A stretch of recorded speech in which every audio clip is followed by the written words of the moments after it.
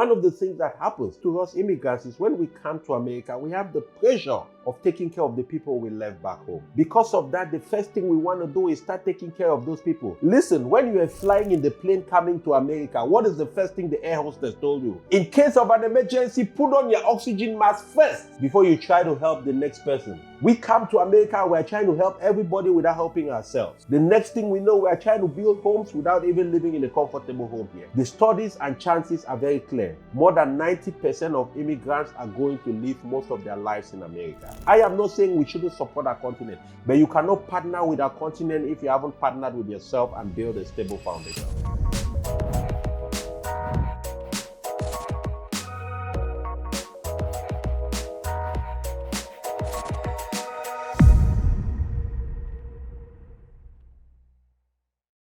It is Les Brown who said, many people fail in life, not because of what they lack, but because of what they think they need in order to succeed.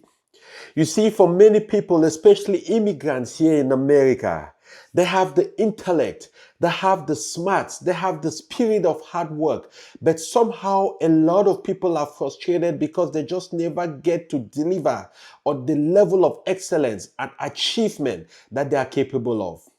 And in this video, I want to tell you of one thing that if you understand how it works, you apply it into your life, you make sure you master the way it works within the framework of America as an immigrant, you are going to achieve your goals and become very successful.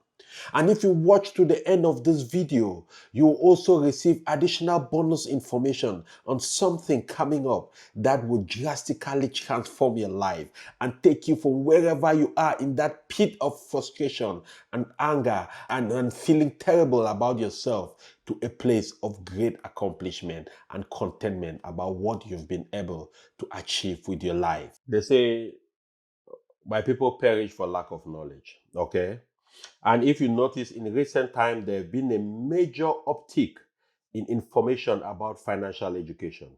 And the reason why, rightfully so, is that a lot of people only realize at some point in their life that just working every day and making money is not going to cut it. So there are a few things I advise any immigrant coming into America to understand. The first thing is always think about, how do I work less and make more? Number one. Number two, and most importantly, how do I put myself in a position where I can work, but the output of my work is quadrupled, is tripled, is duplicated, and is scaled? That is where people like you come in, because you teach people not only about financial management, but about programs and insurance programs where people can really duplicate themselves and be able to multiply the output of their singular effort. Because one of the things that happens, especially to us immigrants, is when we come to America, we have the pressure of taking care of the people we left back home. Because of that, the first thing we want to do is start taking care of those people. Listen, when you are flying in the plane coming to America, what is the first thing the air hostess told you? In case of an emergency, put on your oxygen mask first before you try to help the next person. We come to America, we're trying to help everybody without helping ourselves. The next thing we know, we're trying to build homes without even living in a comfortable home here. Let me tell any immigrant listening to me right now, the studies and chances are very clear. More than 90% of immigrants are going to live most of their lives in America. So there is no point trying to live in America and you are planning a future life and trying to invest your life in Africa or wherever you come from. And I want everybody to understand me. I am not saying we shouldn't support our continent. I am the number one believer in partnering with our continent. But you cannot partner with our continent if you haven't partnered with yourself and build a stable foundation. I just put a video out not too long ago talking about why it is important that when you come to America as a new immigrant, the first thing you need to do is to get yourself to a place where you can take care of yourself comfortably. When you can do that, then you can help others.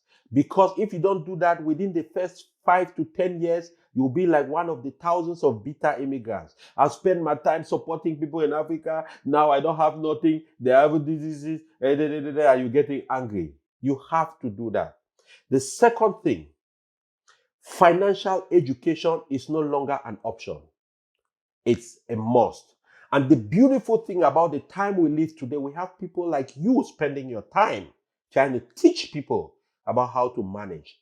You have here your platform bringing people like me and other speakers to come and share their experiences, share their mistakes. What that means is if there's somebody listening to me, you don't have to make my same mistakes. I'm already cutting your mistake propensity by 50 to 60%.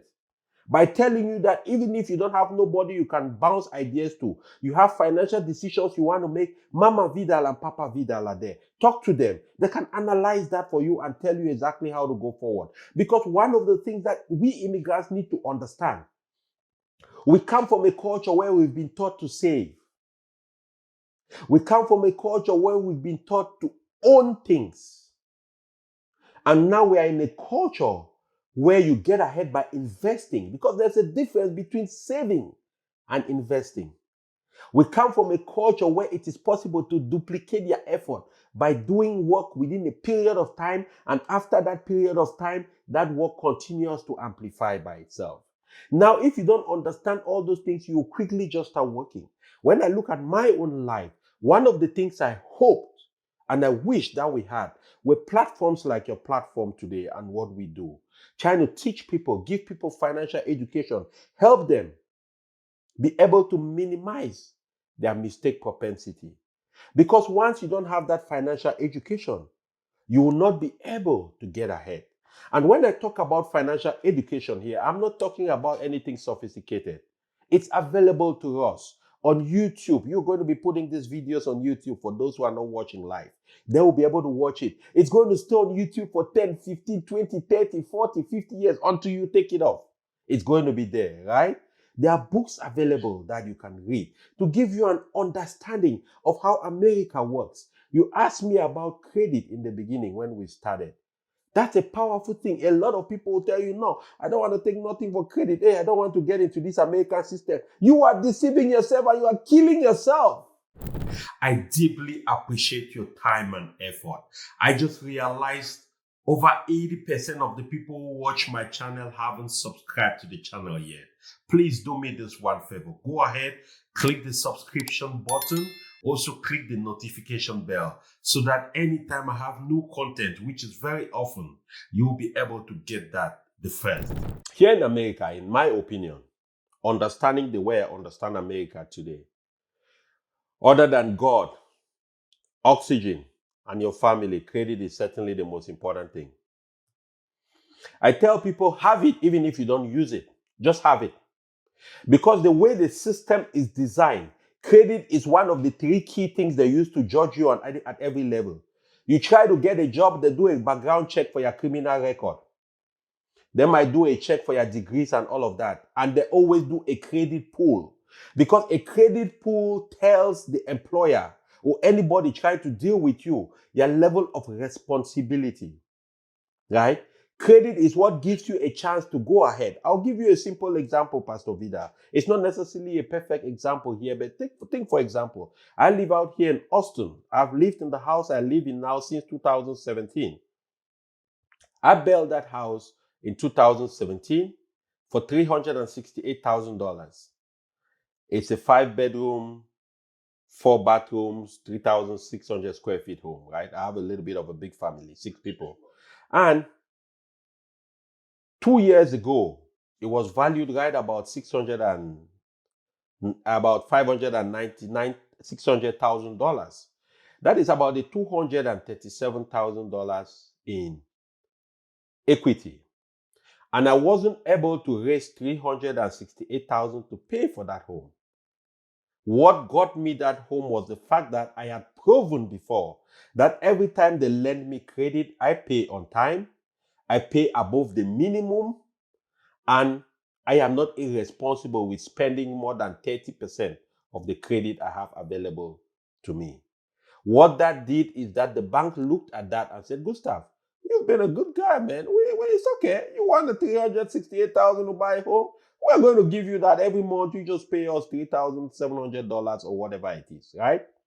What that does is that it gives me a chance to get an asset that has appreciated and given me leverage to be able to get additional 200 and something thousand dollars in additional credit, if in additional money, if I want to take that money out and use it as equity, line of credit, or I could take it out as an equity job, right? Now, without credit, I would never be able to do that. Without credit, many people will not be able to do that, right? Think about things like even going to school, higher education in America. Without tuition loans, a lot of people will not be able to advance themselves and put themselves in a place where they can earn more money. But in the same token, credit is like water, I tell people. Water can be used, like the great fella said, water no get enemy. Eh? Water can be used to make medicine, to treat people, or it can be used to make poison to hurt people. Credit is like that. Even though you have the privilege of having credit, but you also, that privilege comes with responsibilities to manage it right. I always advise people, I say use credit for assets, not for liabilities. Use credit for things that the value increases over time, not depreciates over time. One of the key examples we can think about are things like cars, for example. The day I understood that you lose 25% of the value of a car, immediately it drives off the parking lot, I almost had a heart attack. And I stopped financing cars from that point going forward. I'm being very serious. A year ago, I had an 8-year-old car I was driving, and it had an accident and they totaled that car. It took me I didn't need a car because I'm mostly home. So I was sharing a car with my daughter and my wife. And I decided I wanted to buy a different car about 4 months ago. You know what I got? I went and got a $10,000 car because I could pay $10,000 outright. Straight up, I don't have to deal with no loans. I don't have to deal with paying 7-8% in interest with a car that the value is most likely going to get lost immediately I leave that parking lot. So we need to understand the power of credit, but also the ability for credit to destroy your life if you don't understand how it works. That is why I always advise people to understand the value and importance of credit, but to be responsible with it. So talking about how I built credit for my own self, the first thing I did when I came into the US, I got a secured credit card from the bank. Wherever you go open a bank account, ask the bank after a few months, they can give you a secured credit card. Usually it will be $300, $400, and you start using it and paying back. Understand, everybody listening to us today, understand how the thinking behind credit works. Credit is simple. Mama Vidal, I come to Papa and Mama Vidal and say, hey, I'm having a problem. Please give me $2,000. I'll give you in 3 months, in 5 installments.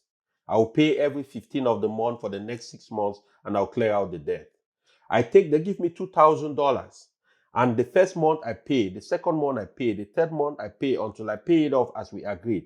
And if I have a problem, I come back to them and say, give me $10,000. Would you hesitate to give me? No. I have proven that I'm responsible. But if I don't do what I said I was going to do, what you're going to do is, hey, you know what? I can't give Gustav that money. But that is not even the only downside. The downside is that because Pastor and Mama Vida now no longer trust me, they have also given information to all our networks that this guy is not trustworthy, man. Don't give him money, he will not pay back. That is what happens to your credit. Now they report it to all these credit bureaus and financial institutions, and anything you want to do, they pull up your credit. They say, sir, we love you, but I'm sorry, we can't help you. Right? Awesome.